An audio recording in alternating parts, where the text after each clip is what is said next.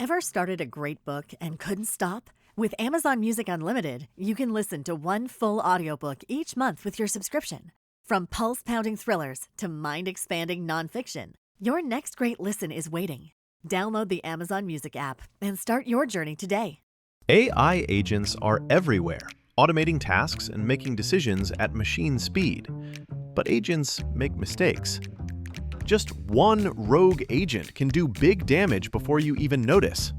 Rubrik Agent Cloud is the only platform that helps you monitor agents, set guardrails, and rewind mistakes, so you can unleash agents, not risk.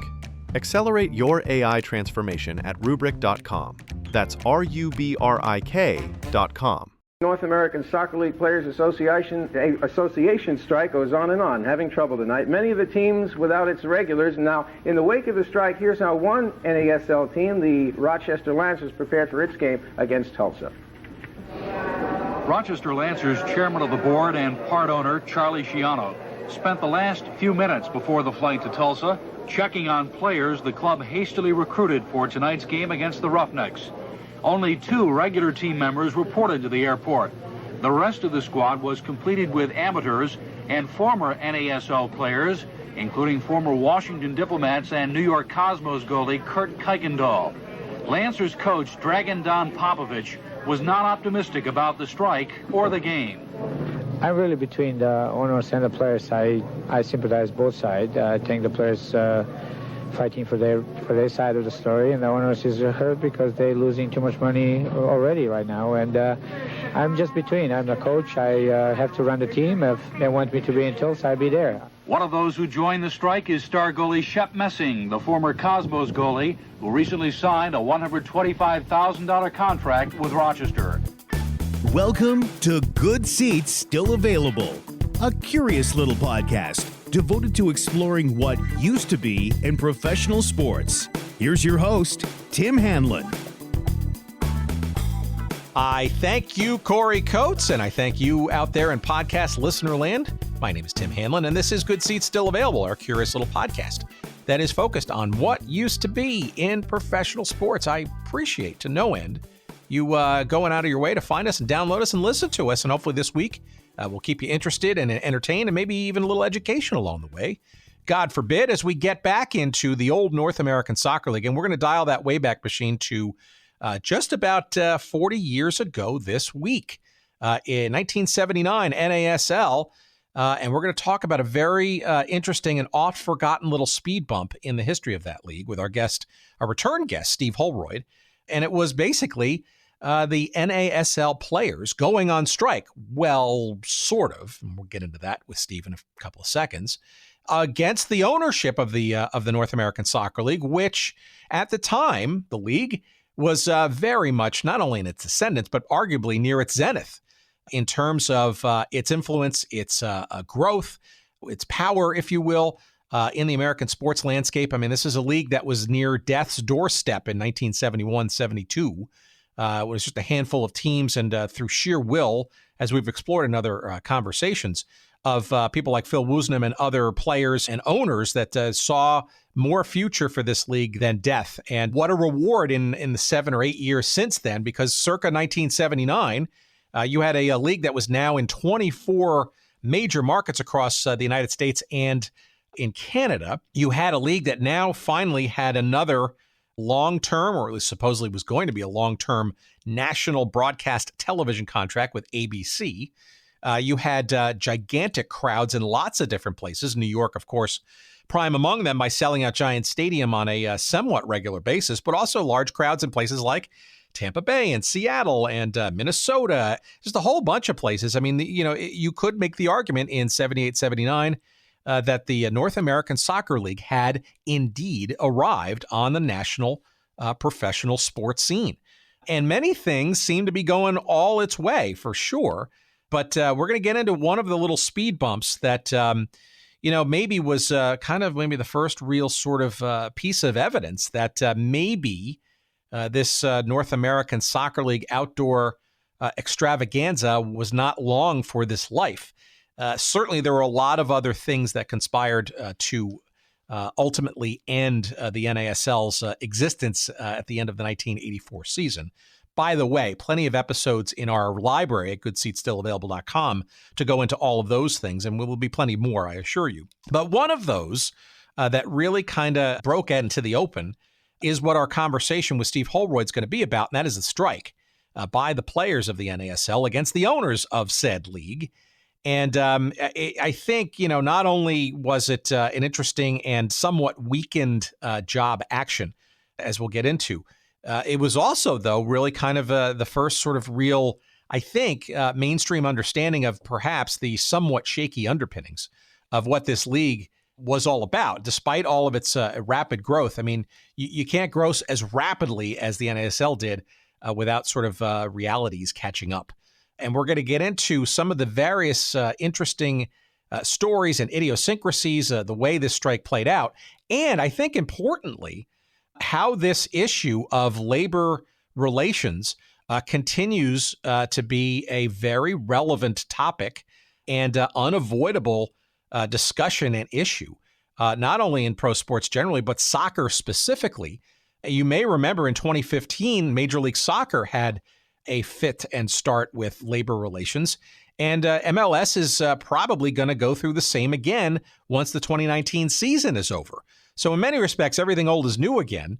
It'll be very interesting, especially given how MLS itself has grown. I think we're now approaching, 28 now franchises in Major League Soccer. Yes, it's still single entity, but there is major debate. I mean, there's not a week that goes by on Twitter or in these other social media fora that there's a discussion about how healthy Major League Soccer really is. How many teams are profitable? Attendance, certainly in the early part of the spring of this season, not great. If you look at the actual pictures and the broadcasts, a lot of empty seats out there. Yet, you've got brand new stadiums coming up in Minnesota and some great crowds and sellouts in places like Portland and see. I mean, it's sort of a hit or miss, up and down kind of, success story. And there's no argument that MLS has been successful. The fact that it's been around for, 20 years and some to bring and establish and root professional soccer in this country. But it'll be very interesting to sort of see how the economics come out in this next round of labor conversations that come up after this season. But, let's prepare for all of that with our great conversation with our return guest, Steve Holroyd, coming up, talking about the old North American Soccer League strike and the things that came from that, both immediately as well as now perhaps in the months to come with today's version of pro soccer in the United States in just a few seconds. So please stay tuned for that. You're going to learn a lot, as I did. And we appreciate your doing so. And we also appreciate you trying all of our great sponsors. And this week, I just want to quickly highlight our friends at Audible. And if you go to audibletrial.com/goodseats, you're going to get a chance to taste and enjoy the magic that is audiobooks. And if you've never tried an audiobook, this is a tremendous way to do so. It's basically a no-risk proposition, because if you go to audibletrial.com/goodseats, he says, you're going to get one free audiobook download to enjoy for the life of your device. So even if you cancel, which you can do at any time, it is yours to keep, that audiobook, as long as your device lives. And why not? I mean, again, it's a risk-free proposition, and there are over, I don't know how many hundreds of thousands of titles to choose from. And if you love soccer, which I would imagine a lot of our listeners this week do, there are a couple of great books there. There's tons of them, but I'm going to just call out two that might be a great way to burn that credit that you get by going to audibletrial.com/goodseats.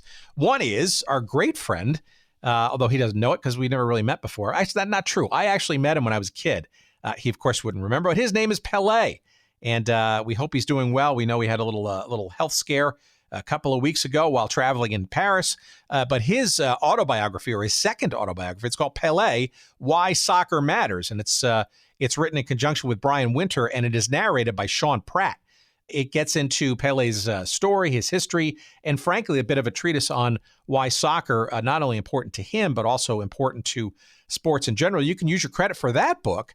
But if you don't want to do that, well, why not use your credit for the Men in Blazers Encyclopedia Blazertanica. Yeah, you say that 3 times fast. The Suboptimal Guide to Soccer, America's Sport of the Future since 1972. And not only is it written by Michael Davies and Ryan, the guys from the Men in Blazers podcast, but it is narrated by them. Roger Bennett and Michael Davies narrate their audiobook. I'll put audiobook in quotes for that because it's almost like listening into their show for an extended, almost 4-hour period of time. And it is a hoot. It is a blast. And again, that's Men in Blazers' Encyclopedia Blazertanica. And you can use your credit at audibletrial.com/goodseats for that book if you want, for God's sakes. And again, it's not just soccer, but there's tons and tons and tons of other genres, nonfiction and fiction, you name it. There are hundreds, literally, of thousands, literally, of titles to choose from at Audible. And that's audibletrial.com/goodseats. Get your free download. Enjoy the audiobook experience. Again, cancel at any time. And by doing so, you will give a few shekels of love to your favorite wink, wink, nod, nod podcast here at Good Seats, still available. All right, so I am not going to waste any more time. We're going to slide nice and smoothly into our very entertaining and interesting conversation with Steve Holroyd as we get into the various intricacies of the North American Soccer League players' strike. Or was it, really? Back in 1979. And here's our conversation coming up.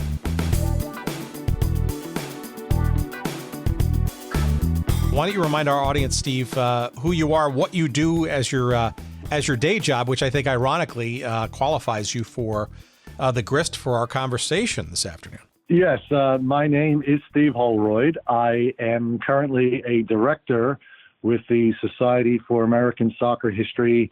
I've been researching and writing about soccer history for about the past 25 years, and I've been collecting and documenting it even long before that.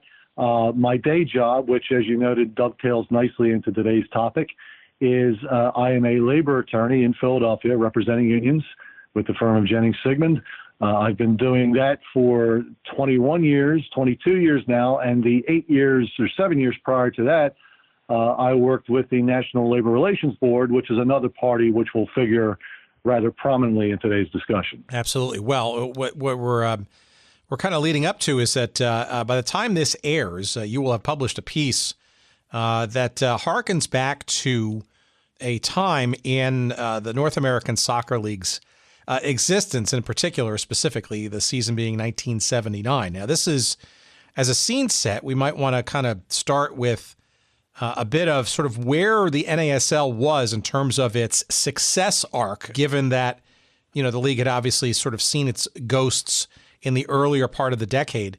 You want to kind of just give our audience a bit of a hint of sort of what this league was circa 1978 heading into the beginning of the 1979 season. You could make the argument that if it wasn't at its apex, it was certainly near that sort of zone of its greatest success in its history at that point. Right, I would agree. I mean, 79 was it was not the apex, but it was just 1 year shy. I think 1980 was the peak. But, it was certainly on an upswing. As I think most of your listeners know, the league basically started in 1968 after the merger of two competing leagues the season before. It almost immediately collapsed. It survived into 1969 with 5 teams and then slowly built its way back up until we get to 1978. When, after a very successful 1977 season, highlighted mostly by Pele's swan song and a Cosmos championship, and crowds of 77,000 piling into the Giant Stadium, you were probably there for that. The league expanded by 6 teams to an all-time high of 24. And in 1979, the league accomplished something that it had not accomplished in any prior year. All of the teams returned, all of the 24 teams returned for the 1979 season with only one relocation. Colorado moved to Atlanta. Otherwise, all the other teams stayed the same. So, yeah, it was riding at it was on a peak. That was the first year of a much ballyhooed national TV contract with ABC. So, everyone was looking at happy days ahead. Yeah, 78 was the second sort of consecutive championship of the New York Cosmos. You can make the argument that 78 was probably the perfect season for the Cosmos on many different levels. And going into 79, Phil Woosnam was riding high for sure, not only with the fact that you had 24 teams and had come from so far down, just not even 10 years prior, with a brand new spanking network, broadcast television network contract in hand. And it could not have seemed to be anything more than happier days ahead as this league was continuing, at least on its surface, to grow and to get to that next level of sort of national sports consciousness. But maybe you could help sort of give us a little bit of a background or understanding of what, at least on the labor relations side, the players and owners relationship was sort of, brewing around that time, even before we get to the actual strike action itself. There was this, and there are various players involved here, people involved, right? So maybe a little bit of also understanding that this wasn't the only sort of sport in the U.S. that was going through a series of sort of labor disputes and consternation. Yeah, by the 1970s, players had realized the value of unionization. It was a concept that even though in the United States it was basically accepted and essentially made lawful in 1935, in that prior to that, if you were in a union, employers would challenge you as an antitrust cartel, subject to the Sherman Act. In 1935, the U.S. Congress finally resolved that in favor of unions and labor organizations. Employees could bargain for their mutual aid and protection. But in sports, players were rather slow to embrace the concept, and it's understandable. I mean, you're signing individual contracts. Culturally, it tended to be kind of an every man for himself type of situation. I'm as good. If I'm good, the owner will pay me. If I'm not good, I get cut. Why do I need a union?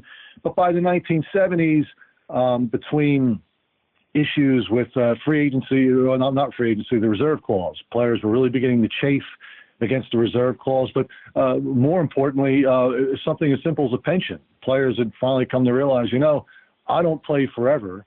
These owners make a lot of money on my efforts and my skill and ability, and yet when I retire, I have nothing. So initially, a lot of these unions were formed simply to try to get the employers to sit at the table and bargain a pension, and there was some success there in the NHL, NFL. Major League Baseball, owners could see the value of the pension. It didn't really cost all that much. But then players were starting to take the next step, challenging the reserve clause, trying to get certain other benefits, medical coverage, guaranteed contracts, things like that. And the owners really chafed against that sort of unionization. So you saw, strikes in baseball. I think 72 was the first strike. There may have been another one after that. There was a strike in the NFL in 75, I believe, 74, because it helped the WFL get started, the World Football League. And the players' union in the NBA was holding up the merger between the NBA and the ABA because of antitrust issues. Unions were just getting more involved in the world of professional sports. And, we were talking about the growth of the North American Soccer League. Owners certainly saw, potential owners certainly saw the upswing of the sport in 1977, and they weren't alone. I mean, that's in the summer of 1977 was when the players, particularly an ex-player named John Kerr, who was a Scottish-born Canadian international who starred with the early pre-Pele Cosmos, was retired by then. But he and I guess some other players realized, we're at the ground floor of something big. It would be a good idea to get together and unionize now, so we have a seat at the table as this sport grows, as opposed to what happened in all the other sports. Basically all the money goes out the door. We don't see much of it, and then by the time when we get involved, it's too late. So it was in the summer of 1977 that what became the North American Soccer League Players Association formed. So, that's a good point in time. I'm just curious as to, was that sort of the first 77, the first sort of real formal approach to creating a Players Association, or had some of the players kind of thought about or at least explored that idea previously, or was this sort of gelling because of the Pele era and all that stuff? Yeah, I was doing some checking. I thought in some of my prior research that I caught references to a planned union in 1968, which of course it was moot when there was the collapse of, about 17 franchises. But as far as I could tell, no. I mean, the league was such a year-to-year proposition that there was no real. You didn't see a whole lot of talk or interest in unionization. I'm sure the first seeds probably started. I mean, probably when Pele arrived was when people would first start thinking about it. But as near as I can tell, the first concrete steps to actually form an organization and get it done took place during the 1977 season. Well, in some respects, you could also, make the argument that this is sort of the ultimate invalidation, I guess, of the North American Soccer League, right? In that if you've got a players' union at least being seriously talked about, let alone beginning to be formed, right? That arguably is, in some backhanded way, a piece of evidence that the sport of soccer on the professional level had finally, quote unquote, made it. But I guess what I'd be really curious to sort of understand is what were the key sort of issues, I guess, that the players kind of felt that they needed to unionize around. From what I can tell, and you're clearly the expert in this discussion, that it wasn't necessarily just about money, although money certainly has a role to play in a lot of these things. But that almost didn't seem to be almost like the primary issue that sort of unionized or brought them together to discuss unionization. No, you're right. It wasn't just money, although clearly bumping up the minimum salaries and things like that are always on the table. No, it was things like in the North American Soccer League, it appears one of the big issues that players really chafed over was the rather random nature in which players would be placed on waivers or traded. Just the trade, although trades are nothing new in sports, for some reason in soccer, and perhaps it was the presence of foreign players who were used to having a lot more say in where they were transferred and getting a piece of the pie when they were transferred, to coming to America where really you were a piece of property, which is the way it had always been with athletes in all the sports. They had a contract. You were a piece of property that could be moved at the whim of the employer.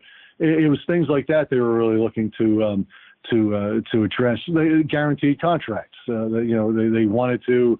If I sign the contract, I want to be able to budget my life and understand that I'm going to receive a full year's pay and not simply be cut on a whim and now I'm unemployed with nothing. I suppose long term, like anything else, it would be pension concerns, although that doesn't seem to be, it didn't seem to be on the front burner by the time the parties finally got to the table, basically 3.5 years after the whole thing started. Which is the real story we're going to be talking about, what a mess that was. But no, it really was what I guess you could call quality of life. A lot of it was more quality of life issues than trying to soak the owners for every cent they could get. Was some of this, and we'll get to sort of the formation and the mechanics in a minute, but was some of this born from, for lack of a better description, maybe sort of a perceived two-class system, right? You had all these foreign imports, many of whom were simply being loaned to play in the United States and the North American Soccer League. It almost feels with gigantic salaries, i.e. named players, Pele being sort of prime among them, versus, say, let's call them rank and file of the North American player, right, which, have been protected by the rules to at least have some a guarantee of how many players on the field, but arguably was not even close to some of the astronomical salaries that some of these foreign players were making for just showing up, frankly. Yeah, I think you're absolutely right. In fact, that was a real sticking point. I recall, and even though I haven't read the book in probably about 40 years, I did read Shep Messing's memoir a couple times when I was a kid. And I remember even there, one of the big takeaways he was talking about, and this is in the pre-Pele era, about how he and Len Ranieri and Stan Startzel would be practicing in the day and then have to go work as, I think Shep was working at a catering hall. They'd work all night long. And then they went and visited some third division loan players from England, and they see they're hanging by the pool suntan lotion, beers in hand, just enjoying life. And they realized, what's wrong with this picture? I think Bobby Smith alluded to a little bit of it in his interview with you about, he's working on construction sites during the day, practicing soccer at night. And then, and then some other players are coming over. The foreign players are coming over, and they're getting full salaries, and they don't have to do that. And yeah, there were two classes. And so as a result, certainly it was the permanent players, obviously, the ones who are here full-time, American naturalized foreign residents, international residents who had stayed, who found themselves on the receiving end of that, as opposed to the lone players who came over here, it was a paid vacation and went home. And yeah, and those two worlds were starting to collide. And I think the more permanent players who really made up the backbone of this league felt it was time to try to address those issues. All right, so how does the concept of unionizing go from idea and chatter into reality? Because it seems to me like that this character, Ed Garvey, comes into play, and having had some success in other sports, was looked upon perhaps as sort of the guy who could make this happen in the NASL as well. Yes, I mean, under the law, any group of employees, two or more people, can decide they want to band together for the legal phrases for their mutual aid and protection and form a labor organization. That's the legal term. It doesn't have to be an already existing union. It doesn't have to be one of the brands like Teamsters. You can form your own union, give it your own name, and there's a process. And the first step in the process is getting a showing of interest from the employees, basically getting cards signed from the employees saying that, hey, I want to authorize this organization, whatever you call it, to be my exclusive bargaining agent for the purpose of negotiating wages, hours, and working conditions. In 1977, John Kerr, whose last team was the Washington Diplomats and was in the Washington area, I guess had this idea and had at some point had come across Ed Garvey, who was serving as the executive director for the National Football League Players Association. The NFLPA authorized Mr. Garvey to assist Kerr and soccer players in forming their own union and assist not only with Mr. Garvey's expertise, but also with money that would be repaid when the NASLPA, the North American Soccer League Players Association, which is the name they ultimately chose for themselves, would start getting dues and licensing revenues and stuff that could pay the NFLPA back. And they started working on getting cards signed. And by July of 1977, about approximately 300 players had signed authorization cards. And when you hit that stage, you can do two things. You can go to the employer directly and say, hey, employer, I'm the union. I have cards signed by a majority of the employees. It doesn't have to be everybody. It just has to be a majority authorizing me to be their representative.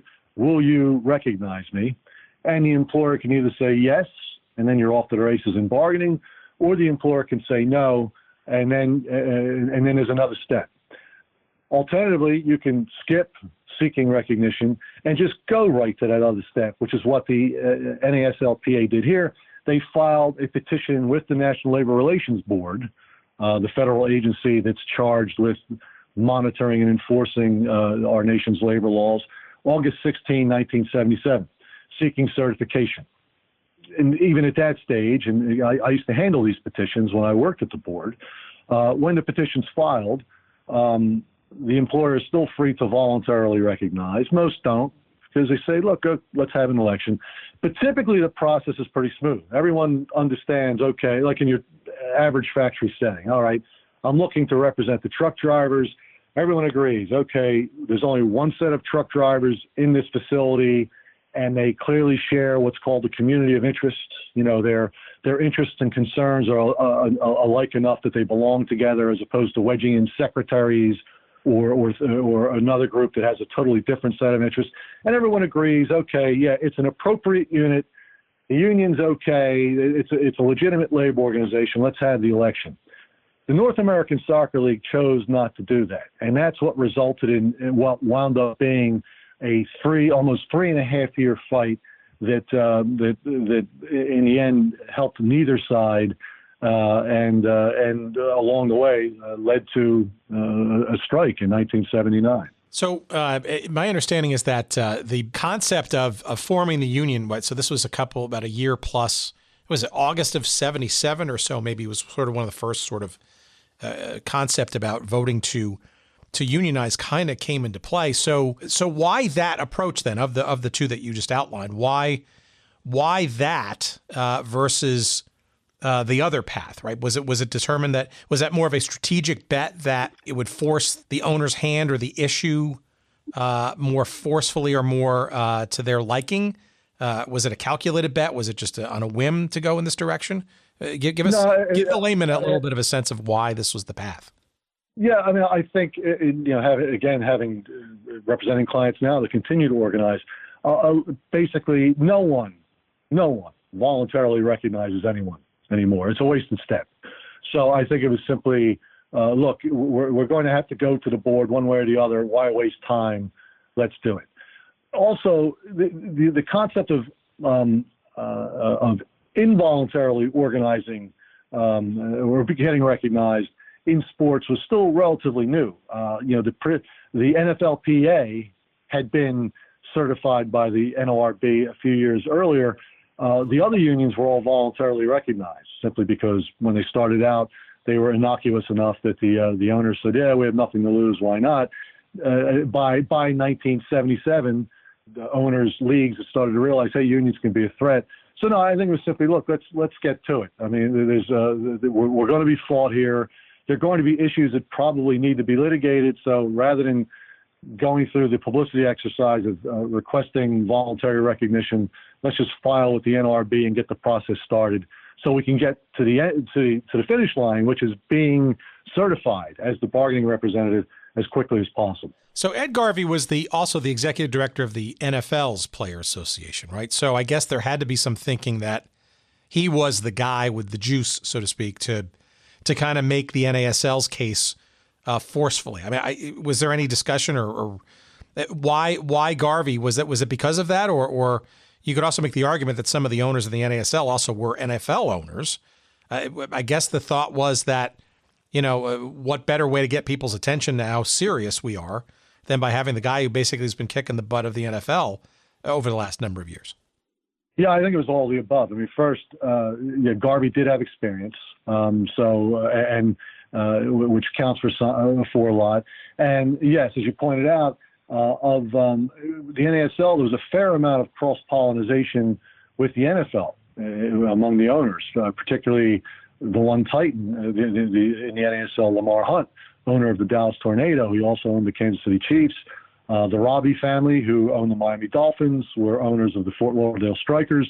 And so I'm sure there was some feeling that, hey, Garvey deals with these people, so why try to start over by bringing in, say, someone like me? Oh, he's a labor attorney, but he doesn't know any of the owners. Why start from scratch? Let's bring in Garvey. Part of it might have been, Garvey himself saying, hey, I'm the man for the job, and sort of convincing these players. The unfortunate, whether intended or otherwise, one of the unfortunate consequences is that Garvey's presence and the looming presence of the NFLPA in the background, was a problem. It was perhaps needlessly antagonistic towards the owners, who probably were nervous that the NASLPA offices were in the NFLPA's offices, and they were sharing the same staff. And indeed, when Garvey did send a demand for recognition over on August 29th, which was of 1977, which was after the petition had been filed, he sent it over on NFLPA letterhead. So if there were owners in the NASL who were worried about continuing NFL influence, Garvey's presence couldn't have helped. Because remember, in what would be a later lawsuit involving the owners, the NFL at this time is trying to pass rules prohibiting its owners from owning any other teams in what was seen as a clear attack at the North American Soccer League. The NFL didn't necessarily like the NASL and the owners, I think there's a fair amount of concern on the owners' part that while, even though this is a union, this is the NFL's union, this is really, it's going to be a mole. It's just going to be another weapon used to put our league out of business. And so Garvey's presence did not make the process any smoother or any easier. And along the way, it could be fairly said, Garvey kind of inserted himself too much into the process. He didn't help. It's not like John Kerr, the ex-player, was doing most of the talking. It was Garvey going to the media. It was Garvey at the NLRB hearings. And if there was any thought that, hey, maybe we should put the owners' minds at ease. This is a soccer union. We're here for the good of the game. We're here to be a partner. That was never conveyed with Garvey looming large and waving the NFLPA flag at numerous opportunities. So it seems like 1978 this was kind of full of sort of subterfuge and intrigue behind the scenes. And I think the average American soccer fan, NASL follower, was kind of unaware of most of this stuff. But what of 78? I mean, this was basically when, the Players Association had finally organized, and 78 was really when the National Labor Relations Board certified it. From your research, were you able to sort of glean maybe what was going on now that those two things had been done with respect to the owners and or Phil Woosnam as commissioner? Were there formal meetings to basically say, hey, please recognize us, and they were rebuffed? Or any sort of anecdotes or sort of stories maybe about like how this attempt to get recognized went about in 78? Because clearly it didn't yield any fruit. Well, in 77 and 78, basically, during this period, the process is working. The labor board's doing its job. I mean, the NASLPA did all it could do at that point. It claimed it had a majority, and it filed its petition for representation. Now, because of some unique issues that, in fairness to the NASL, probably needed to be raised, the matter of whether the union was an appropriate union and whether the bargaining unit was an appropriate bargaining unit had to be litigated. So in September, early September of 1977, the parties had a hearing before hearing officer Richard Ross in New York to put the evidence on the table. And basically, the NASL is raising three issues essentially. Let me take a step back. In order to have an election, the labor board needs to check off certain boxes. One, the employer has to be engaged in interstate commerce. Well, the NASL clearly applies there. Two, the labor organization must be a legitimate labor organization. That is, that it's there for the purpose of representing employees. That box needs to be checked. And the third box is that there is a sufficient showing of interest, that there's a sufficient number of people authorizing the union to be its representative to warrant having the process of an election. And you only need 30% for that, as it is, again, the NASL went in with a majority. And the fourth box is whether the bargaining unit is appropriate. The law, again, there's this concept of community of interest. You're not going to wedge janitors and doctors together in a bargaining unit because what one group cares about when it comes to wages and working conditions is much different than what another group cares about. And so the board has to look at that. At the hearing, the NASL clearly admitted it was engaged in commerce and couldn't really challenge the showing of interest. So they raised two big issues. One, they were asserting that the NASLPA wasn't a real labor organization for two reasons. One, because of its affiliation with the NFLPA, and two, because at that point it had already started hosting soccer camps and things like that, and sponsoring some indoor tournaments. So the NASL was trying to say, well, it's actually a competitor. It's a competitor employer now. It's not a union, so it can't be a labor organization. But most of the argument centered on the bargaining unit. The union petitioned for a league-wide unit. All the teams, in the league. The league said, no, that's inappropriate. It should be individual teams. Basically, the union should have to bargain with each team. The players on each individual team should be able to have a say whether they want to be union or not. And as a result, instead of one unit, there should be this is in 77, so I think it was 18 teams, I guess. There should be 18 separate elections, 18 separate units, and ultimately 18 separate contracts. Not a ridiculous concept because, again, in the real world with factories and things like that, there are certain presumptions. The board tends to look at single location units as being presumptively appropriate.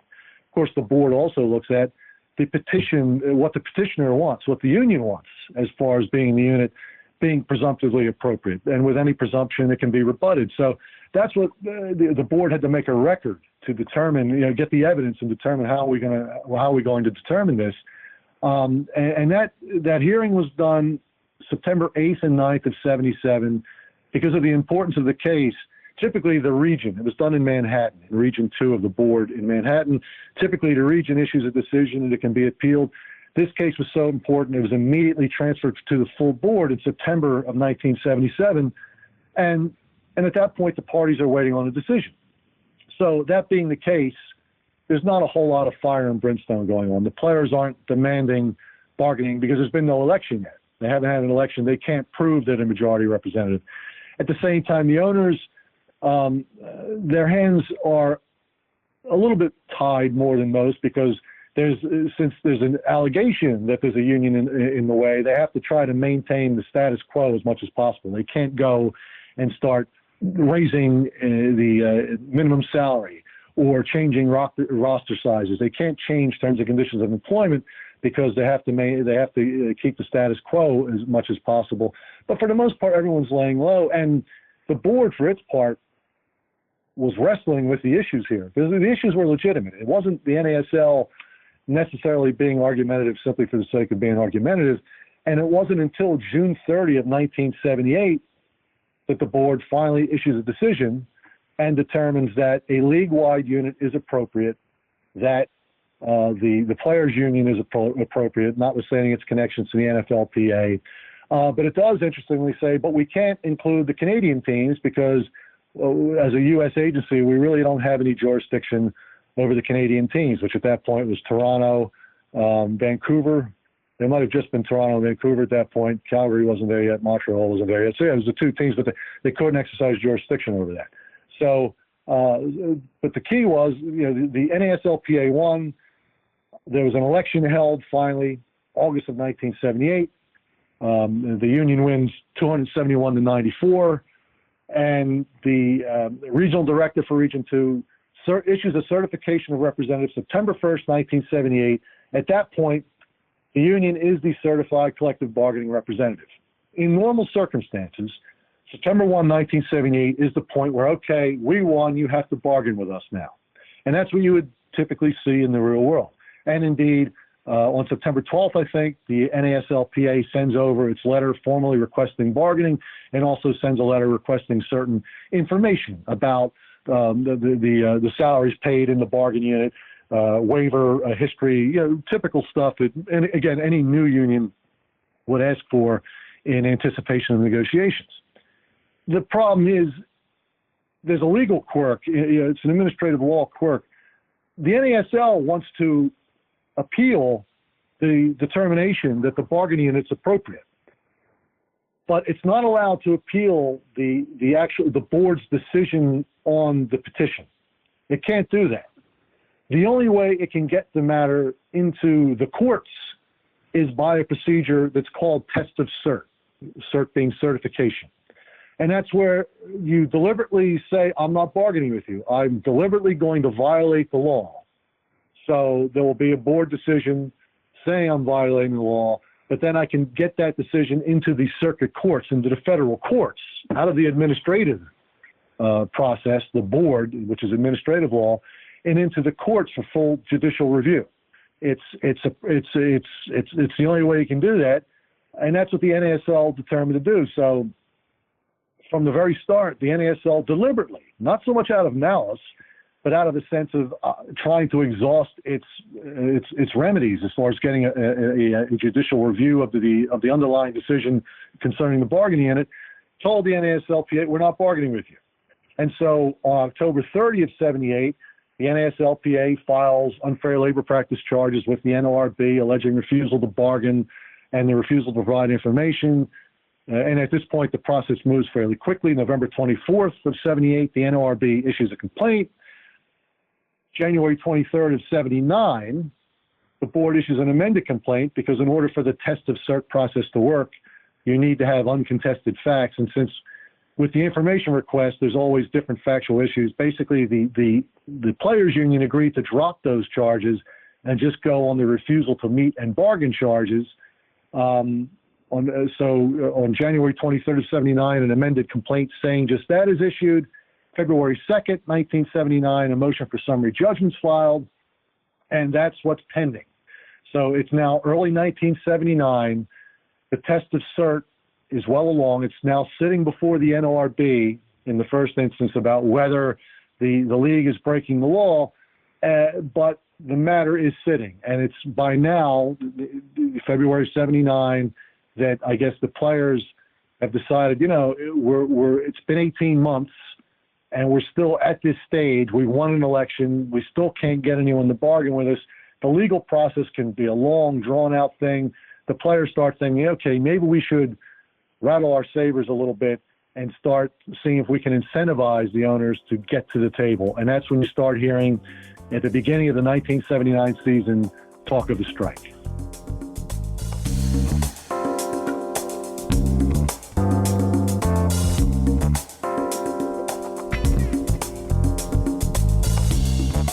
All right, we're going to take a quick, brief pause, and we want to remind you that our friends at Audible are offering to you, our listeners, an opportunity to get a free audiobook download from their amazing array of over 190,000 titles to choose from.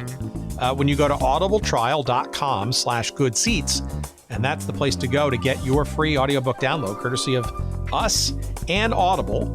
And it's something you can cancel at any time, and you can keep the book for as long as your device exists. And like I said before, there's just a ton of choices available to you to burn up that free credit, including a bunch in the realm of our forgotten sports little genre here, including in the realm of basketball. If you fancy yourself a fan of the old ABA, for example, two great books on the great Julius Erving that might be worth using your credit for. One, of course, is the Rise and Rise of Julius Erving. It's called Doc, and it's written by Vincent Milazzi and narrated by David Cromet. You could use your credit for that book, and it's a great sort of interview style background on the life and times of Dr. J from all sides.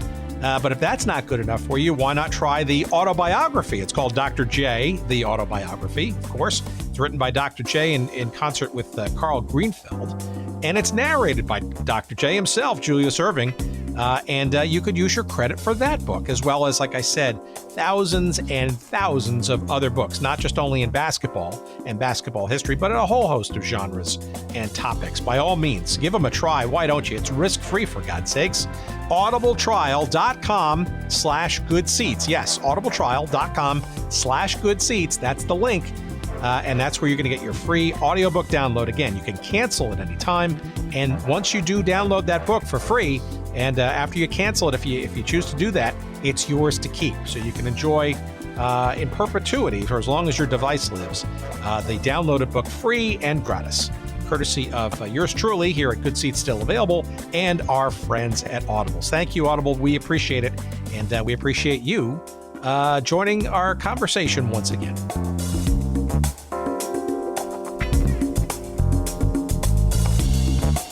What sort of turns the tide towards the idea of actually taking a strike action versus letting the further legal process play out? Was it Garvey that kind of sort of said, let's get moving on this? Or, was there an event or some other thing looming out there that kind of hastened maybe a more dramatic action by the players? I think it was an event in early 79 that started to get the players nervous, and Garvey as well, that the owners were not simply sitting by and letting the process play itself out, but rather were trying to be a little more aggressive and weaken the union. And that was in 1979. In January of 79, the U.S. Department of Labor received a request from the North American Soccer League for 246 working visas, which was one more than what had been requested in 1978. But what the players were concerned about was not only were they seeking an extra visa, but the year before, in 1978, a grand total of 476 players had used those available 245 visas because they could be shared.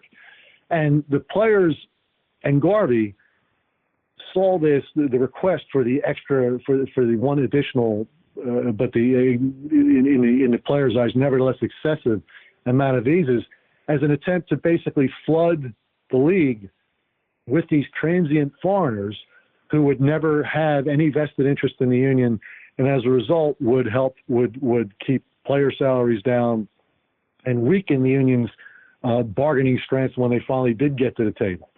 The players' union fought back against that, filed challenges with the Department of Labor, pointing out things that, look, you're not supposed to issue these working visas if U.S. workers can be hurt.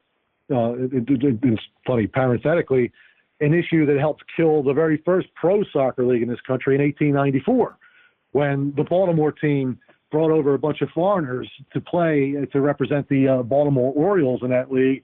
And you can't do that when there's people here, Americans or resident aliens who are available to do the work. You can't bring in contract players. And that's what the NASLPA had told the Department of Labor. It's like, look, you got to cut back on these visas. We have people here who can play. And they won. They won in the sense that the Department of Labor agreed to cut the number of available visas down to 220, but more important, say that a visa cannot be reused unless the first player using it was either injured or quit the club voluntarily and left the country, as opposed to being cut. So the players' union not only head off at the pass, what they perceived to be a challenge by the owners to weaken their status, they were successful. And I think that success emboldened them to say, hey, look, if we can do this, maybe it's time to, let's see if we can cut the legal process short and force the owners to come to the table. Interestingly, by the way, as a result of those actions, two players, Kevin Keelan, the goalkeeper for the New England T-Men, sure, the cat, and David Robb, and the cat, who was one of my favorite players, and David Robb, who would wind up a month or so later joining the Philadelphia Furies and becoming one of my favorite players, filed charges against the union with the NORB because, among the other things, unions can't discriminate against its members either.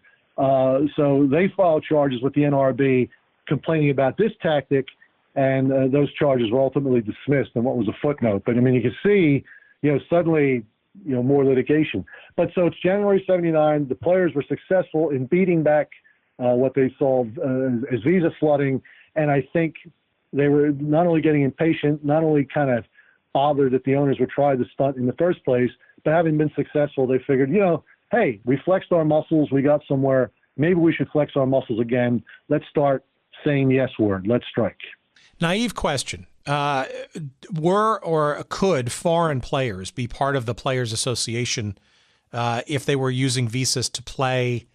Could they or could they not be part of a collective bargaining entity? They could be part of the collective bargaining entity because they're permanent. They're not casual. The concept of appropriate bargaining unit, presumptively, it's full-time and regular part-time. And basically, it's a pretty low bar. I mean, if you're there for any kind of set period with any kind of expected regularity, you're going to be included in the bargaining unit. That includes seasonal workers, like if you're working in a candy factory, and every Easter and every Valentine's Day, I wind up doubling my payroll to meet demands, and those same people keep coming back, even though that's the only two times a year they might be working. They are nevertheless allowed to participate in the bargaining unit. So, yeah, foreigners who are playing in the league would be covered by the collective bargaining agreement and could be represented. Where the foreign status becomes an issue, and it was one of the major issues in what kept the strike from being successful, is while you can be a part of the unit, there's some question as to whether you can actually participate in any kind of a job action. But that was an issue that wouldn't rear its head until a couple months later. Yeah, that's what I was basically trying to tease out. Sort of is sort of the I'm trying to get a sense of the true stake that some of these foreign players basically being loaned, using obviously a work visa to play during the course of the summer before they went back to their other leagues in Europe or South America. It almost feels to me like that sort of group of player nominally has an interest in seeing sort of the players generally succeed, and you know the health of the league obviously is part of their ostensible livelihoods. But it's also, I could see them being removed from really care from this because it's, you know, they're not really as affected as sort of the rank and file, shall we say, underrepresented American or North American player who's seems to be not as comparable, I guess, at least in terms of pay and hence maybe the idea of unionization in the first place. No, you're absolutely right. And that's sort of the conundrum that the NASLPA found itself in then. And to a point, the MLSPU is finding itself in now as its contract expires at the end of this year, and they may have to confront similar issues. While, you know, an argument can be made that, you know, these foreign loan players don't share a community of interest with the rest of the bargain unit and they should be excluded, you can make that argument and as a result leave yourself with a union that's fairly solid. There's a danger there. There's a danger in that you're excluding a big group of players who make up your league, and indeed in the NASL was a backbone, although the loan system had really kind of dried up with the exception of some really big ticket players. Nevertheless, that type of player remained the backbone of your league, that you'd kind of leave yourself with a minority union. I mean, you'd never get anywhere because you're bargaining on behalf of, you know, 1/3 of the actual players in the league, and everyone else is foreign, not part of your union, not covered by the contract, and not someone you can turn to when it is time to strike. You know, you're left with a situation where only 1/3 of the people aren't showing up. And even though the names changed, it was still tough. There was some degree of regularity. I mean, for instance, Trevor Francis did come over 2 years in a row. Alan Ball came over 2 years in a row with the same teams. So that's in that scenario, the NLRB would probably say that those players belong. They share a community of interest. I mean, they're here regularly in the summertime playing in your league. They have an interest in pension. They have an interest in minimum salaries, healthcare, things like that. You can't exclude them because the board does not want proliferation of units. You can't have a foreign player union and a domestic player union. I mean, so you're kind of stuck with them.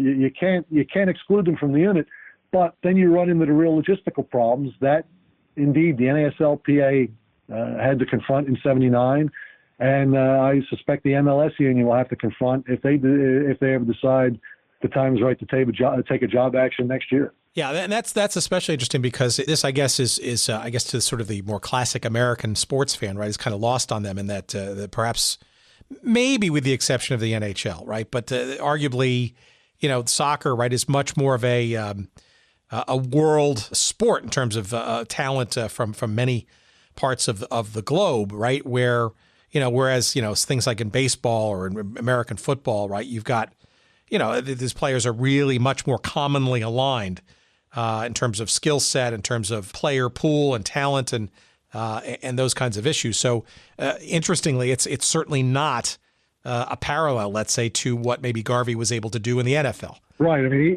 even using your NHL example, and I think today we can even include the NBA.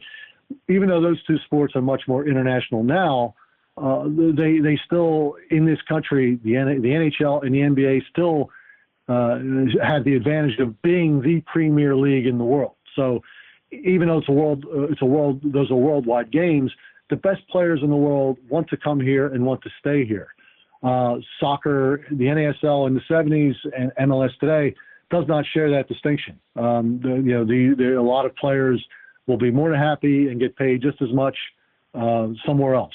So that lack of permanency makes it tough to get foreign players to keep their eyes on the ball on issues that are of concern to the players who are more permanent here. So, right, that's obviously not only foreign in the general work sense. You know, a teamster working in a production and maintenance unit at, say, Coca-Cola doesn't have to address these issues. And even an athlete, as you've already pointed out, in baseball, football, certainly in the 70s, these weren't issues that had to be confronted. They were unique to soccer. Like so much of soccer, it's very unique because of its worldwide status. A lot of the American, I guess for want of a better way to describe it, the American templates we expect to fit don't always necessarily work with soccer.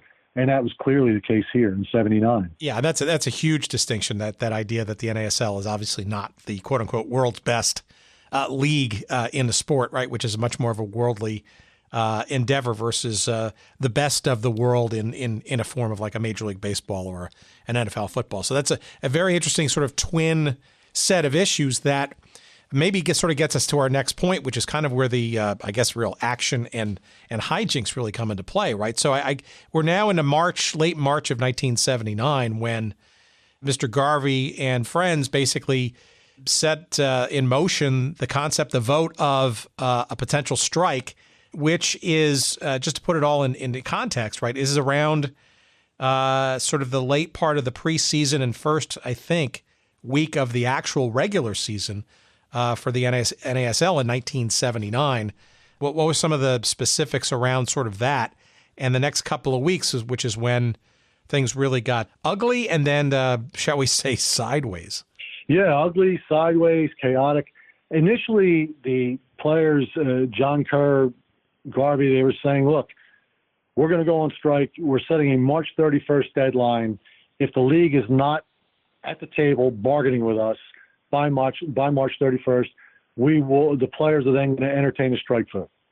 And again, the players are saying all along, look, this isn't about money. We're not threatening a strike to try to get more money. This is simply, they kept saying, we want to be recognized, which is, again, poor choice of words. They were already recognized.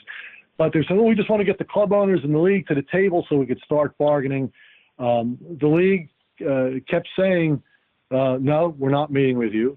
And so the March 31st deadline came and went. At that point, the players, at that point, there's numbers are being leaked to the media that, early accounts of the players are leaning 3-1 towards striking. Again, whether that was just a trial balloon to see if it would get the owner's attention is anyone's guess. But ultimately, the players voted in early April, by a pretty large margin, 252 to 113 to strike. The owners continued to ignore the demands to go to the table. So on Friday the 13th, appropriately enough, the players said they were going on strike. The problem, and whether you're a truck driver, a carpenter, or a professional soccer player, there's always that long drink of water between saying I'm going on strike and actually going on strike. And in the end, the NASL Players Association found out, much to its chagrin, that players had much more enthusiasm for talking about a strike than actually doing it. That opening weekend, some teams had pretty much the entire roster decide to go on strike. Some teams, no one went on strike. Some teams, only one or two people went on strike. And so it was chaos. And along with the chaos, some humor, some tragedy, but it was a mess. And again, which is typical in situations like this. Anytime you have players crossing the line, we're on strike. We voted for a strike. I don't care if you didn't vote for it. When the body votes for a strike, you're supposed to strike. You don't cross the line. And you had many players, star players, crossing the line. It resulted in player against player. It was a mess. But that weekend, again, some comedy, some tragedy. But you had situations like Chicago. Chicago Sting voted 19-0 against the strike. And, they had a normal game. They played against Vancouver, who was a Canadian team, was not part of the bargaining unit and was prohibited by Canadian law from striking anyway. So they had a regular game. But then you have, and then Tampa Bay, who also voted against the strike, played against the full-strength Toronto. But then you get Philadelphia. Philadelphia Fury voted unanimously against the strike, went up against the New England T-Men, who had 10 regulars go out on strike. So they're playing with backups and people they can pull off the street. Washington had three people strike. So they had mostly a full lineup. The Fort Lauderdale strikers lived up to their name. 16 of them went out on strike, and they were grabbing anyone they could find. They had two brothers share goalkeeping duties, and I think they were accountants during the day. I won't go line by line, but to give you another example of just how, or game by game, but two more examples, I guess. Memphis only had one player show up, and I won't mention his name. Why would I want to honor his scab, right? But he was a foreign player. He was the only one that showed up. His agent played goal that night for Memphis against the Detroit Express, who took advantage of playing against the team of replacements. And an American named Bob Rohrbach had a 4-goal game. I don't think he scored a goal after that. So it was a mess. And one of the biggest messes was with the Cosmos. The Cosmos initially voted 20-2 to strike, and that was important because, the Cosmos were the flagship franchise in that league, and I think other players looked to see, the other players around the league looked to see what the Cosmos were doing, and initially the Cosmos voted 20-2 to strike. As it turned out, most of them had a change of heart and went to the game anyway. 14 regulars went to play Atlanta. Bobby Smith, Warner Roth, Gary Etherington, and one or two others were among the few who didn't go, but rather infamously, because it was reported in the papers at the time, Bobby Smith is screaming at the bus, trying to convince his teammates, don't go. He's in tears, according to some reports. But they went. And indeed, other, from what I've seen from press reports, other teams were calling and asking, is Beckenbauer playing? I guess if he honored the line, some other players would have also decided not to play. But he played, and you just saw the strike dying on the vine. There were lots of reasons for it, but one of the big reasons was a lot of the foreign players really didn't know where they stood. Some foreign players didn't play because they were afraid if they were strike breakers, they were going to get deported, because federal law was you couldn't bring in foreign players to replace workers who were striking. So they're afraid, well, if I play, I'm going to be deported. So they sat out even though they really didn't want to. Other players played because they're afraid, well, if I participate in a strike, I'm going to get sent home. So it was particularly awkward for a league that was still the large majority of which was foreign, that the players didn't know where they stood. The players' union was saying what they wanted them to hear because they wanted support. The owners were telling them something else because they wanted them to play. It was a mess. So that weekend was utter chaos. But it can be fairly said that the strike was a disaster. I think ultimately a grand total of 143 players, less than 1/3 of the entire league, actually struck.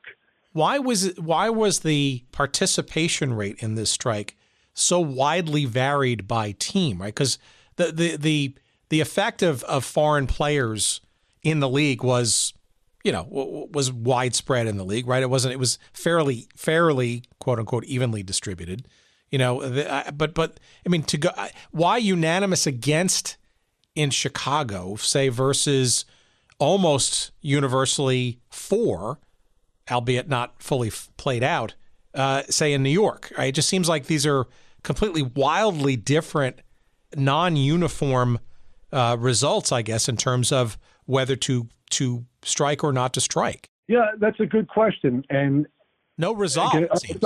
Yeah, well, based on practical experience that I see today, my best guess would have to be that it would depend on the quality of the player rep. I mean, Garvey couldn't be at 24 places at all times. Each of these teams had a player representative, a shop steward, if you will. And I think a lot of it might come to the personal charm and charisma of the player rep, able to persuade his teammates to follow along. Some of it may be cultural. For instance, the Fort Lauderdale Strikers, largely English presence. The concept of unionization was not a foreign one to English players. They'd seen the value of the English Players Union in busting the maximum wage and things like that. There was some homogeneity there. I mean, it was largely English. I mean, not coincidentally, one of the few regulars for the Strikers who busted the strike was Teofilo Cubillas from Peru, for whom unionization, he wasn't English, and unionization may have been a difficult concept for him to swallow, as opposed to Chicago, largely German at that point. And while the Germans are not anti-union as a people, they've had great success with it. Again, it just might be, hey, we feel loyal to Willie Roy, we feel, whatever. Certain teams are treated better than others. I think Lee Stern, Chicago being a good example. Lee Stern was good to his players. Conversely, the Robbie family who owned the Strikers, while they may not have been bad to the players per se, I think they treated them well. The Robbies were one of the main villains. The Hunts and the Robbies were seen as the two big villains in this piece who were fighting hard against unionization. So maybe the Strikers players felt much more strongly about it. As far as the Cosmos, I couldn't tell you what happened. Again, the initial vote was 20-2. Only 2 people voted against the strike. Infamous class act Giorgio Chinaglia was one of them. But nevertheless, when it was time to actually walk the line, 14 regulars changed their mind and went. What was that? Was Bobby Smith too strident? And he turned some people off? I mean, that's just a pure guess. I'm not going to say anything bad about Mr. Smith, but a pure guess. I know I was reading some reports. None of the Dallas players struck. But Steve Petcher, an American player, said, look, we got all the facts, and they really appreciated the work of their player rep, a guy named George Lay, because he said he came here and he was just very factual. He didn't repeat anti-owner propaganda. He didn't badmouth the union. He just told us factually what was going on, and under those circumstances, we didn't think the time was right. And with the benefit of hindsight, I have to say, I'll put on my labor lawyer hat. I have to say that while there's a certain value to wanting to flex your muscle, with the benefit of hindsight, I'd have to say it was really a dumb move, a short-sighted move, to play the strike card over something you already had. I mean, you may have been impatient with the process, but the process is the process. So going on strike to try to force the owners to give up their legal right to appeal was just not the type of thing you want to lay your cards on the table for, because what you have is what you had here. You had a bunch of players who didn't feel that strongly about it. It's not like you were fighting for wages. It wasn't like you were fighting for a pension, something like, hey, they won't even give us a pension. That's outrageous. You're fighting over the right to be talked to. You already had that right. You were just waiting for the board and the courts to affirm that. It was a strange move. It was a strange move. By the way, before I forget, one other, like with Philadelphia voting 19-0, the situation there, it might be attributable to the fact that the Fury cut the player rep. He was a third string goalkeeper named David Bragg, but he got cut. So in a situation like that, you're like, oh, maybe the players got scared. They said, hey, our union rep got cut. The union could do nothing for him. Why are we going to go on strike? So there's lots of different things that come into play there. But I think ultimately it may have come to, for a lot of these players, the issue of going on strike so we'll be talked to. When we already had that right, we're just waiting to enforce it, didn't seem the type of thing worth going out over. And indeed, to finish that thought, I guess the bitter irony, we'll talk about how the union tried to keep the strike going, but I'll just give you a timeline. The strike was finally called off on April 18th for reasons we'll talk about in a second. Less than 2 weeks later, guess what? The board finally issued its order finding that the unit was appropriate and the NASL violated law by refusing the bargain, which took it to the next step, which got it in the federal court, which was going to be the final step anyway. So again, they struck, and for what? 2 weeks later, they got the answer they were looking for anyway. That said, did the strike action hasten the board's decision, or was that completely separate from from this? I guess the point is that, I mean, was there a Pyrrhic victory? Well, I don't know if it was Pyrrhic, but did it nudge things along faster, this albeit ill-fated strike? I can answer as a former board employee. Officially, probably not. It's not like because there was a strike, suddenly President Carter is picking up the phone and yelling at the board to get the decision out. However, practically speaking, given the fact that there was a weekend with a work stoppage, it might have had the effect of prompting the board to finally get the decision out. But it's impossible to say. But it's important to remember, the union was going to continue to strike. I mean, even though that first weekend was a disaster, both sides were kind of pointing at the Immigration and Naturalization Service. The players' union was saying, well, we didn't get enough support because these players are afraid they're going to get sent home if they honor the strike line. The owners are saying you're going to get sent home if you go on strike, and they were waiting for some guidance from INS. So to give you a timeline, April 15 was the weekend of the strike. It's a disaster.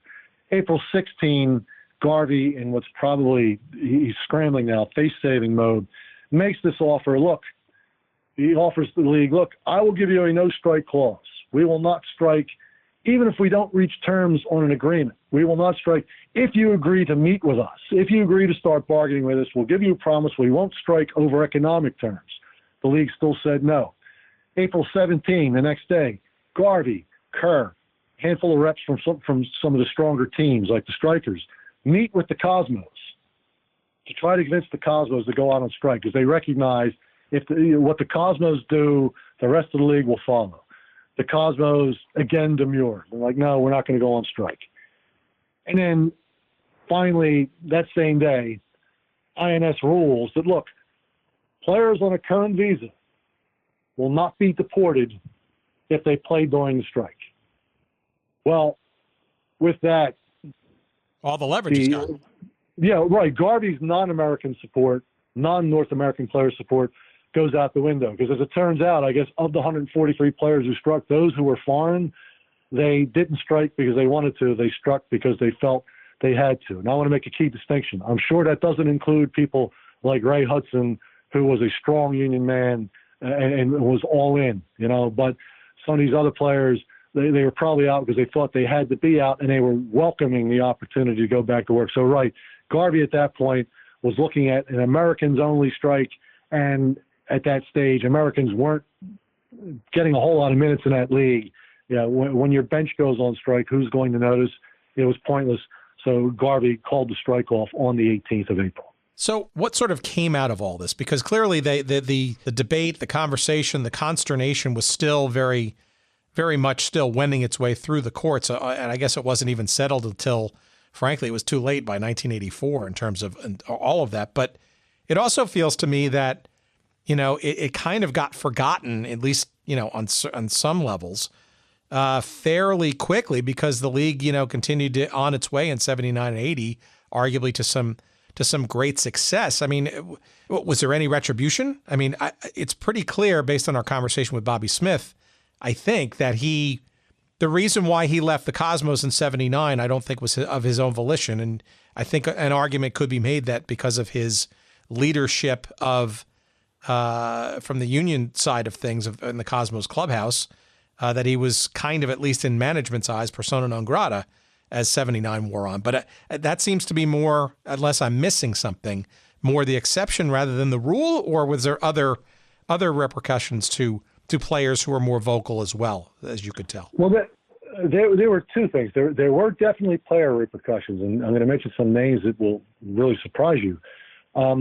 But I think there's another factor. While all this is pending, as a matter of law, the NASL is supposed to maintain the status quo. Again, they can't make changes to working conditions. And one, even though this effect was pre-strike, one thing that the president of the union had a real hand in hamstringing the league on was plans to have an indoor league in 78, 79. to directly challenge the brand new major indoor soccer league had to be put on hold, because starting an indoor league would be a unilateral change, which would generate unfair labor practice charges, and it was something that the league really didn't want. So in 78, 79, and probably they were hoping, hey, this will go away by next year, they took a pass, and as a result, gave the ground floor to the MISL. And you had Mr. Ed Tepper. You had Mr. Ed Tepper on just a couple of weeks ago, sort of pointing out, we had it all to ourselves. It was a huge advantage. Things like that wound up being body blows to the league that they may not have seen the bruising right away, but it became problematic. But going back to the players, going back to your main question, Bobby Smith he absolutely was. He got traded from the Cosmos, and I don't think there's any doubt that it was in retaliation for his union activities. I already mentioned Dave Bragg, who again, third string goalkeeper, but nevertheless, Dave Bragg is given his walking papers even before the strike by the Philadelphia Fury. There was, but Bobby Smith's a Hall of Famer. There's two other Hall of Famers. Al Trost, who was known as Captain America at the time. He was pre-Ricky Davis. He was probably the most visible and best American-born player in the league. He starred with the St. Louis Stars. He moved out to California in 78 when that franchise became the California Surf. He was that team's union rep.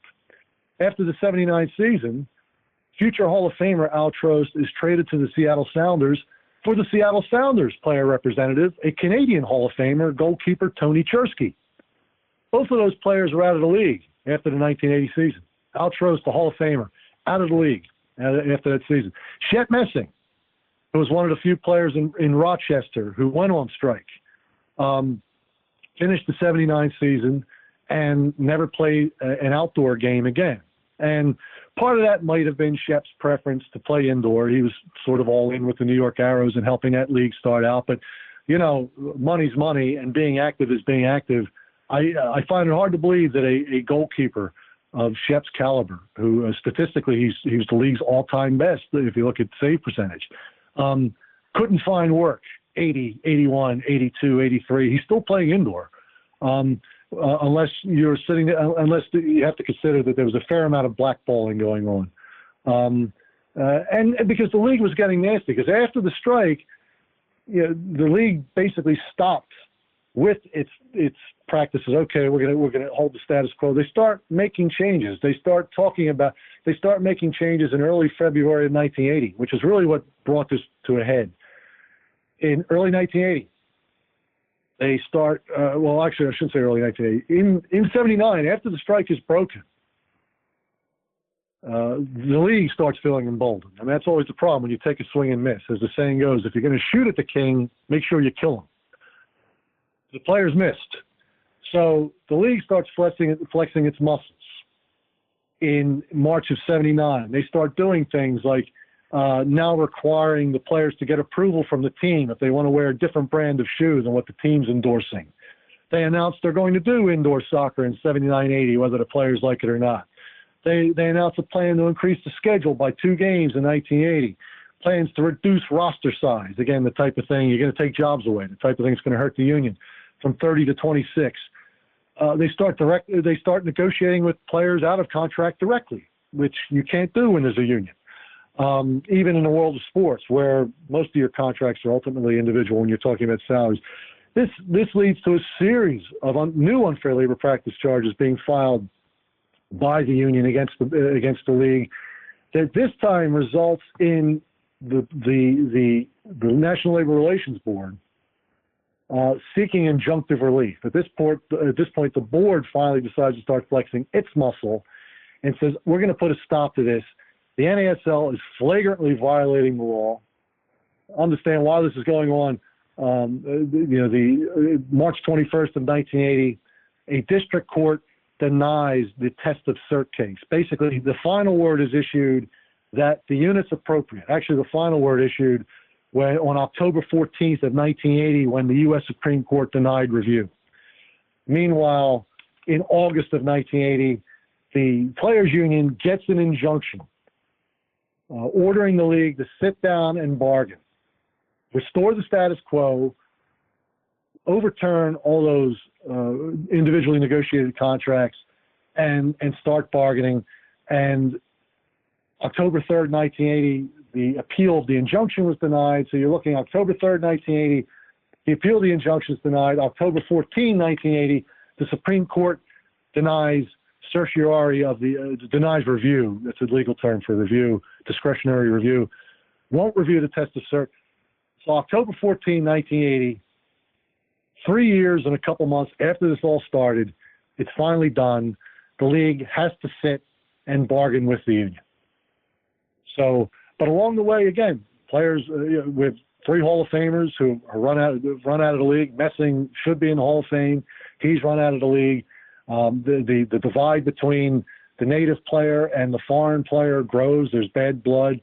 It was a mess all around. And then the sad capstone to all this, I guess, is that having fought for over 3 years to keep the union out, when the parties finally get to the table, the league basically lies on its back and lets its belly get tickled. It gave the shop away, which was a big contributor towards the ultimate demise of the league. All right. Well, so let's maybe sort of round the curve with that sort of thought, right? So, there are some people out there that sort of say that the strike and the things before, during, and frankly, the pieces of it afterwards was a contributing factor to the league's ultimate collapse. Now, that sounds a little facile and a little sort of naive to sort of think that was sort of the foundational issue, but I got to think that was part of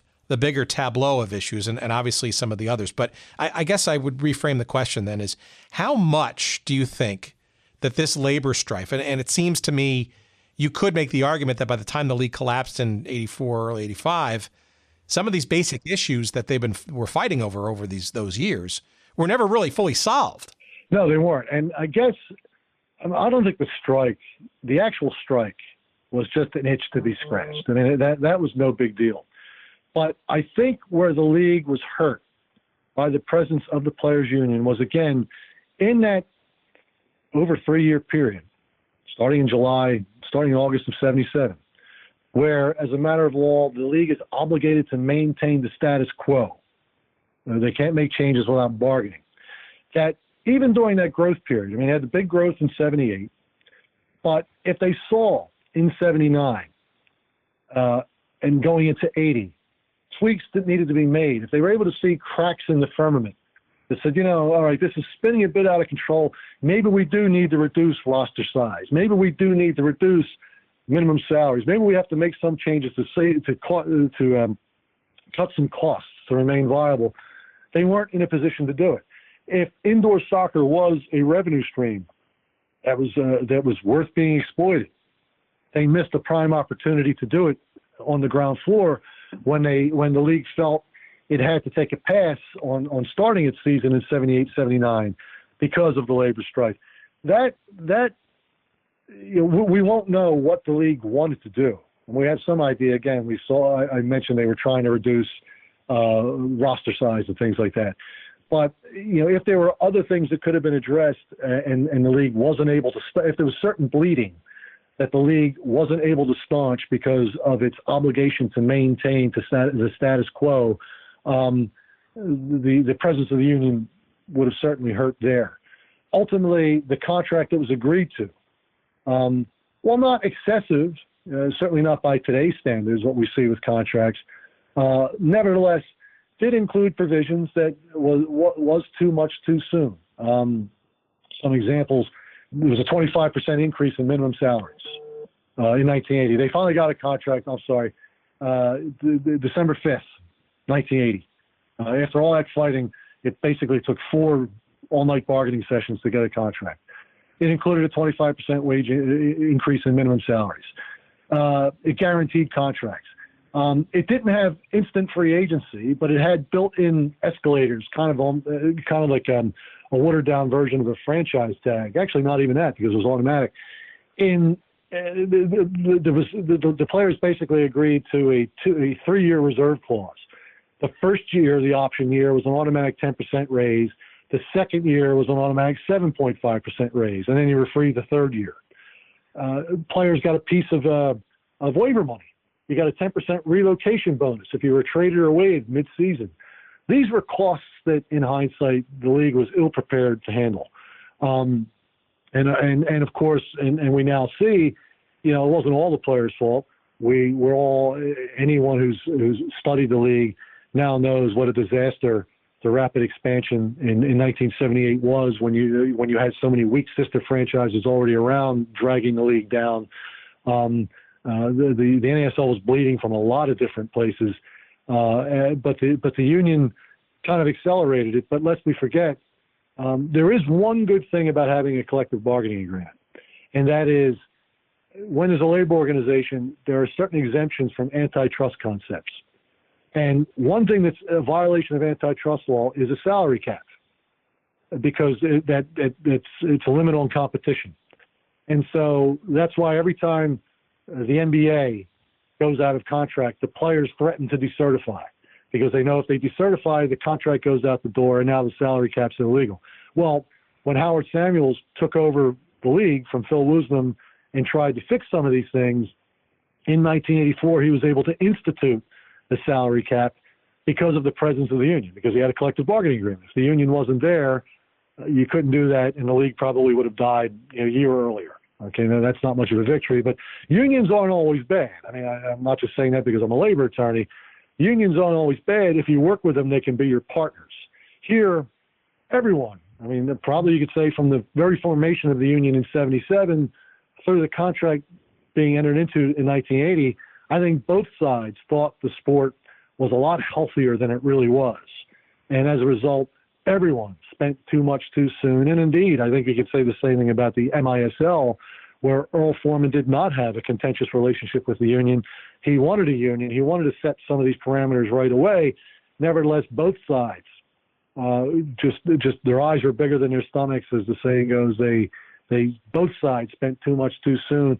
And yeah, ultimately the presence of the union was absolutely a contributing factor to the demise of the North American Soccer League.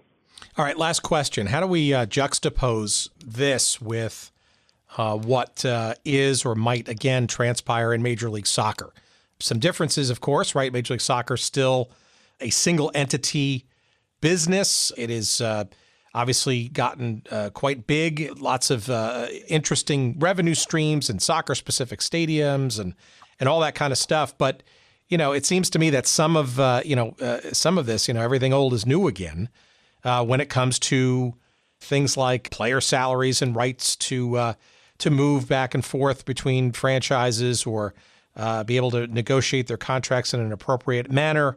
What do you think, sort of, if you have to look at your crystal ball, anything similar or dissimilar this time around, maybe in the next year or two, as MLS and their players perhaps come to loggerheads again? I think the big similarity is going to be that you have a union, the MLS union, that really feels the need to flex its muscles this time. And I think there was a feeling that they kind of got deep pantsed with the last contract. They settled for a pretty watered down version of free agency, and the league kind of rubbed it in their face when halfway through the season, after the contract was settled, the concept of targeted allocation money suddenly came out. I mean, the owners were basically bragging, we had all this money set aside because we thought you were going to fight a little harder. Well, now we're going to spend it. So I think, as in 1979, you have a players' union that feels it's got to flex its muscle. You've got a players' union that thinks that, with probably, in fairness, much greater reason to than the NASL players' union did, that this is a league that is thriving. This isn't a Ponzi scheme in the sense that, hey, 79's good. They still have all the money from the 6 expansion teams. No one folded. Everything's good. MLS is in a much different territory, as you've already pointed out. I mean, it's just many more revenue streams. They own their stadiums, what have you, that the money's there. The key lesson that the MLSPU needs to learn from the NASLPA and the strike is that, not all of your members feel as strongly about the issues as the leaders may. You have the foreign player problem. And now it's not so much the lone player, the transient element. Now it's a problem in that what's important to an American player, increasing the minimum salary and getting free agency, may not be as important to the Caribbean player or African player for whom this salary is a king's ransom, is much greater than anything they're going to get at home, and they know they're not good enough to play in Europe. How do you incentivize a player like that to walk the line and make common cause with his American counterparts? It can be done. I mean, that's where good union leadership comes into play, where you're able to say, look, big picture, guys, this is going to help you. Yeah, I know this is more money than you'll ever see, and you think it's crazy. Why would you walk? But you'll not only get more money, but you might get a pension. You might do the. I mean, there's always salesmanship involved in any strike. I mean, there's never 100% support for any strike in any industry. There's always a fair amount of persuasion, a fair amount of advocacy that has to be done. And I think the MLS Players Union, if it's intent on striking, if it doesn't get what it wants, and I do think this timeout that's really going to be feeling, they need to pay close attention to the lessons that the NASL/PA learned in '79 and make sure they have true support to walk out, not just people willing to raise their hands and say, yeah, I'll do it, but that when the time comes, they are going to walk the line and not go to work. And that's always difficult, but I think history has shown that the MLSPU has its work cut out for it if that's the path it decides to go down. I think that's especially interesting because then you're going to start to see some narrative shaping, right? Because MLS at once likes to tout how successful it is. It's getting, on the march to 28 franchises and soccer-specific stadiums and all that kind of stuff. And yet, when it's convenient, you sort of hear Commissioner Garber and others sort of talk about how they're still in investment mode and they're not, there's not a whole lot of profitability yet, and all these kinds of other sort of side issues and stuff. So the truth obviously is somewhere in between those two things. But it would seem to me, right, that given, almost, it's 25 plus years now of, or 20 plus years of, or 30 years, 1996. So let's do the math. A lot of years Major League Soccer has spent, building up a foundation. It seems that's a lot more stable and frankly, probably a bigger target that any players union will have a much wider array, I guess, of things to nibble at with some kind of union action. So it'll be very interesting to see sort of what transpires in the next year or two, for sure. Yeah, I mean, as you point out, every league cries poor when the time comes. I mean, they because every employer does that too. No employer says, "Yeah, I got lots of money. How much of it do you want?" They all cry poor. And as opposed to the 70s, I mean, these leagues have learned how to fight back. The NFL and the NBA has pretty much thumped their unions the last few contract cycles. The NHL has not had as much success because the NHL Players Union is just they're just better suited to withstand lockouts as opposed to the other two leagues where careers are shorter. I mean, I'm not going to beat up on the players.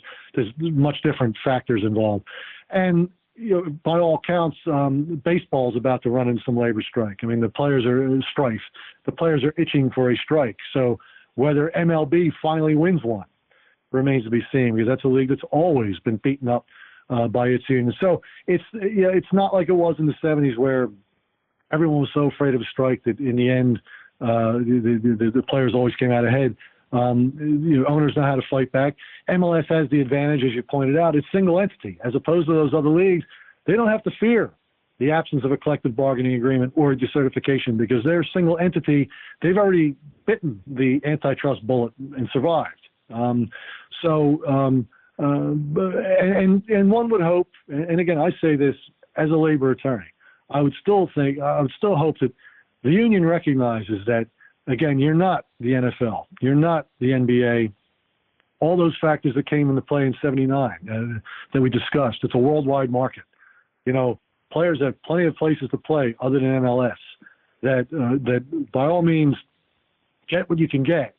But I really hope you don't wind up really dealing a fatal blow to the league in the process, because even with the soccer-specific stadiums and everything else, you just get the feeling that some of these owners would be more than happy just to close up shop and take the tax write-off if that time came. I mean, 2002 was a different era, as we know, but it was pre-Beckham and everything else. But, the bankruptcy papers were drawn up. They had no problems almost cashing it in, not that long ago. I'd hate to see anyone give them the opportunity to think about going down that road again.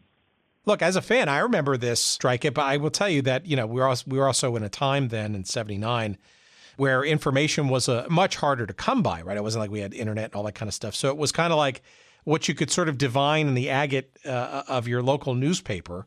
And I had the ability to sort of be in the New York area. So we had a little bit, maybe more than most. And then maybe Soccer America the week or two afterwards. And that was kind of it. It wasn't a whole lot of, a real nuanced conversation or discussion about sort of, this strike thing. And maybe because I was a kid at the time, right? But, I think there was probably a little bit of, I would call it naivete, but I think most fans kind of it didn't even register on their collective brains, right? They just were still, some were just becoming still enamored with the sport. And then obviously the crowds were still growing at that point. So it's funny. It's funny. I was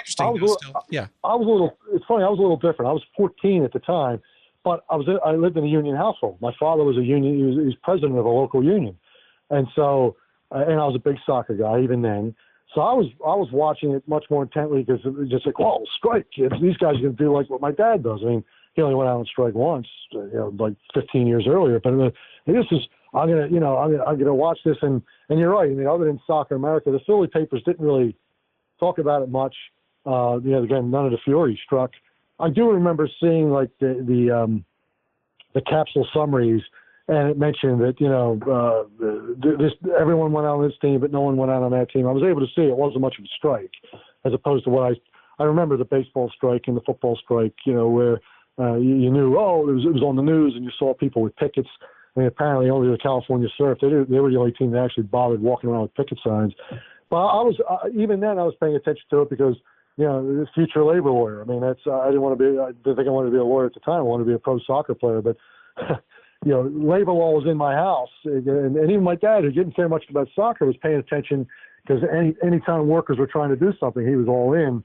And I remember being disappointed that the strike failed. Because not that I wanted to see the league fail, but even at that age, it was the union person in me thought, well, that's too bad. I mean, these players went to do something and they did a really bad job at it, and now this is what we have. So it registered with me then. Yeah, be careful what you wish for, because it seems like this exercise may wind up becoming newly interesting to a bunch of people maybe the next year or two as MLS sort of crosses their next bridge. So not that we're wishing that to happen, but I don't know, as the increasingly casual MLS observer, which is saying something, you wonder what's next on that horizon. It seems inevitable that there will be some kind of something in short order that recalibrates that story for the next couple of years, right?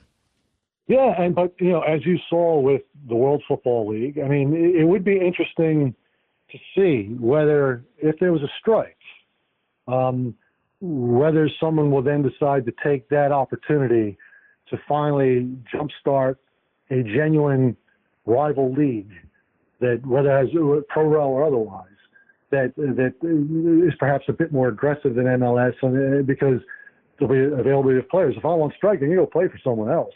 Which is why hockey. It's one of the reasons why hockey always falls apart, because a lot of those guys are more than happy to go home to Europe and pick up a paycheck while they're on strike. Will someone decide, hey, there's labor strife?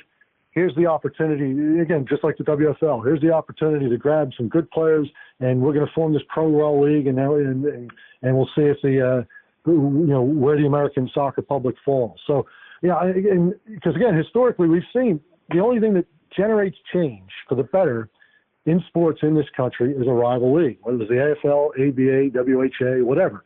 It's going back to 1901, the American League actually helped save baseball because it cleaned it up. At some point, we need to have a rival here.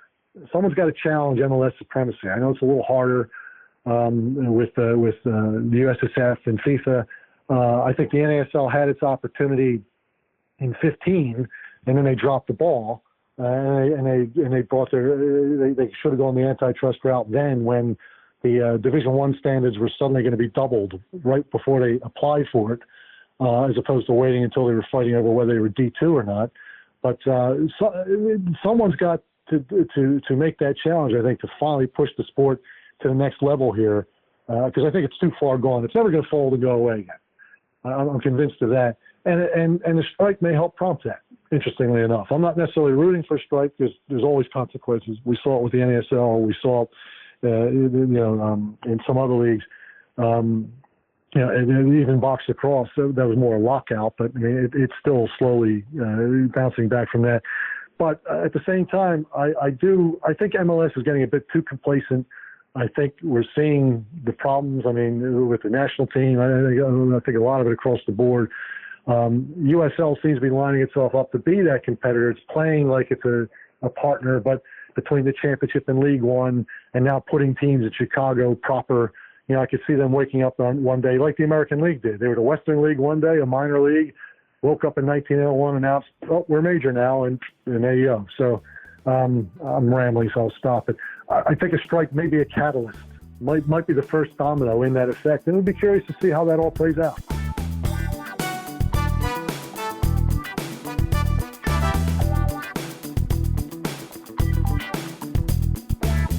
Our thanks once again to Steve Holroyd. And if you remember, Steve was also a previous guest when we were talking about his website called retrolax.com. His other passion, of course, and if you're interested in the history of box lacrosse and frankly lacrosse in general, of the professional variety in particular in the United States, I cannot highly recommend retrolax.com. That's retro, retrolax.com enough. It is a true trove of wonderment about all the various little nooks and crannies of the history of pro lacrosse in this country. But of course, if you're interested more in Steve's soccer history stuff, of course, you can check out this article about the NASL strike and a bunch of other things that Steve has written over the years as well at ussoccerhistory.org. That's ussoccerhistory.org. That is the home site of the Society for American Soccer History. And you'll find all kinds of interesting stories and anecdotes there. But again, I think it's a very interesting article and conversation, especially with the knowledge that by the end of the 2019 season of Major League Soccer, we will yet again be looking at another situation where the players and the owners will have differing points of view as to how to relate with each other in the years ahead. And I think you'll see in those proceedings some real interesting statistics and data and stories, frankly, and framings of just how successful or perhaps financially not successful Major League Soccer is, and perhaps how the future of the sport here in the United States on the pro level will look going forward. Lots of things to celebrate over the 20 some odd years of Major League Soccer and lots more still to come. But again, we kind of, look at history as a bit of a framing for what looks to be in the future. And I would argue that not all that glitters is gold right now in not only in professional sports, but professional soccer in particular. Anybody who's gone to an MLS game and has wondered why there are so many empty seats, or has scratched their head as to how a league that was, contracting maybe about 10 years ago could now support upwards of 28 and then some franchises, including a whole bunch of soccer-specific stadiums. It's very interesting to sort of see what the economics of that really are, and maybe how the players and the owners will hopefully successfully coexist in the months and the years to come. So timely is today's headlines, and we always strive to stay timely in those regards. And of course, if you want to check out all of our other episodes, you can, of course, go to goodseatsstillavailable.com. That's our website. And you're going to find all of our hundreds. Yeah, we're in the hundreds now.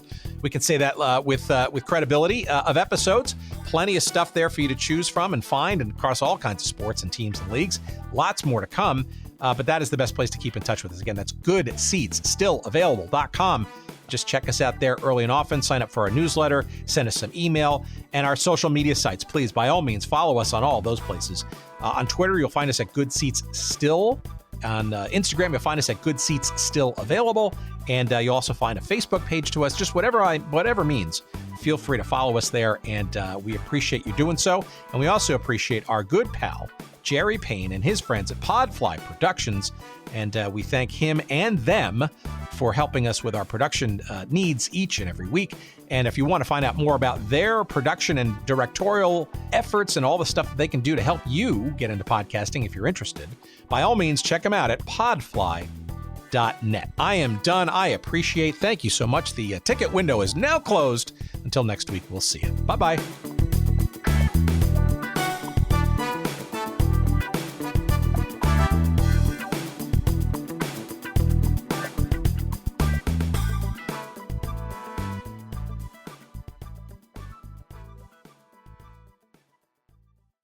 You can trust Service by Lexus because our Lexus certified technicians know your Lexus best. So you can enjoy driving with even more confidence, knowing your Lexus is giving you the performance you deserve. Do what's best for you and your Lexus with Service by Lexus. Experienced only at your Lexus dealer. Pod's massive holiday sale has been extended. Now you can take advantage of low moving and storage rates, plus up to 30% off until December 22nd. Whether you're moving to a new home or renovating your current one, save up to 30%. Don't worry about the driving. Pods brings the container to you, and you can pack on your own schedule. When you're ready, we'll take it to your new place or store it at a secure Pod storage center until you need it. Don't miss this year's last chance to save. Save up to 30% at pods.com now.